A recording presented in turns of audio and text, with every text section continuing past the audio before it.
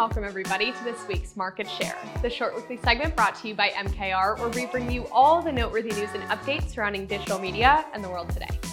I'm your host Genevieve, and we've got some great stories for you today, so let's get started. First up this week, most advertisers and marketers dread Black Friday, or at least the client planning that goes into the event.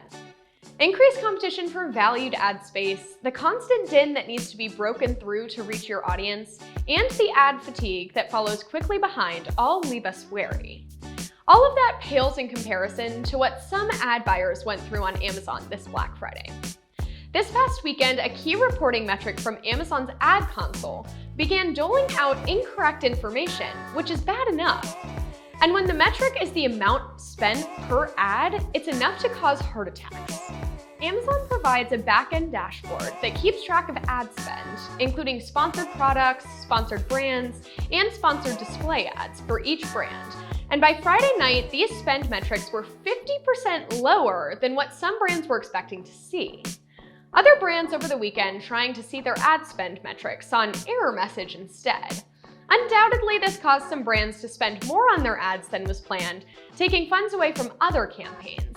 And some brands may have underspent, thus missing key sales targets from one of the most important shopping days of the year. In short, if you were one of these ad buyers whose weekend was ruined, you have a shoulder to cry on. Second this week, Corona is bringing back one of its most iconic holiday commercials in an unusual way. Corona's O Tannenbaum ad is one in which a palm tree lights up for the holidays as a person whistles O Tannenbaum in the background. It's a simple mix of brand inspiration and holiday spirit that was popular with audiences. That said, it's also nearly 32 years old, and at this point, neither myself nor executive producer Jordan Fiedler had ever heard of it. So the decision to expand the campaign with augmented reality and giveaways clearly is aimed at a more seasoned generation. That said, if you want to indulge in Corona-themed holiday magic, you can follow a link from Corona's social pages and indulge your thirst for nostalgia. Corona's also giving away 5 decorated palm trees if in real life rather than AR is more your speed. Next up, a company called TalkShop Live has launched what they're calling the first ever live commerce window shopping experience. The headline piqued our interest, but the reality didn't quite align with our hopes, much like other shopping experiences. The window shopping experience amounts to live-streamed QVC on window-sized displays complete with a QR code for ordering. We don't have a problem with live shopping, or even QVC for that matter. But when we heard live commerce window shopping, we had our heads filled with festive holiday window displays, replete with carefully curated selections of this season's most interesting gifts, complete with individual QR codes to quick check out individual items right there from the sidewalk. Instead, you can watch what looks like a Twitch stream overlay over the Home Shopping Network, selling a Gloria Estefan holiday CD. C'est la vie.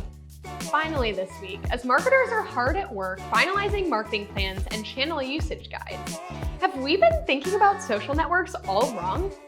From the point that Facebook got a smartphone app, seemingly every single new social media network or entertainment app has gone all together into the same bucket.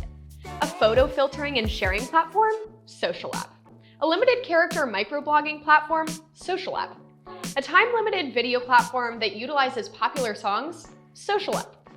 All into the same bucket, but no marketer worth their salt approaches them all the same way. So why are we still thinking about TikTok as a social app rather than an entertainment platform? Moreover, many platforms are also allowing individual users access to tools that previously only brands could have. Think about the number of things sold by individuals on Instagram in any single given day. Brands have fallen into the trap of thinking all of these distribution channels as mostly being alike. And as good marketers, it's our responsibility to make sure they see them for the unique properties they bring to the table.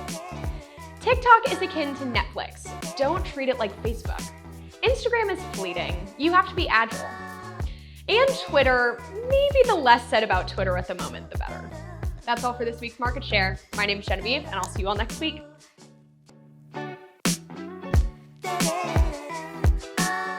Corona's O Tannenbaum ad is one in words.